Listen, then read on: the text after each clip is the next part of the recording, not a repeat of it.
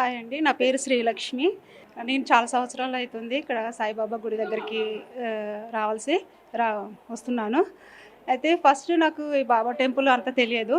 మా కా మా కాలనీలో నాగమణి ఆంటీ గారని ఉంటారు. ఇంకా నేను అమ్మ అని పిలుస్తా. ఎందుకంటే నాకు అన్నీ మంచి మాటలు చెప్తాదనమాట. తనని అమ్మ అనే పిలుస్తా. ఆంటీ అని పిలవను.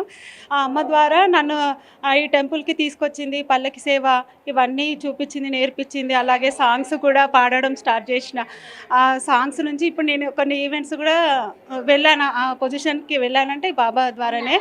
ఇంకా నాకు నేను మంచి భర్త రావాలని కోరుకున్నా. అలాగే మంచి భర్త దొరికాడు. అలాగే మంచి పిల్లలు కూడా ఒక పాప, ఒక బాబు. నాకు ఫస్ట్ బాబు రావాలని ఉండే.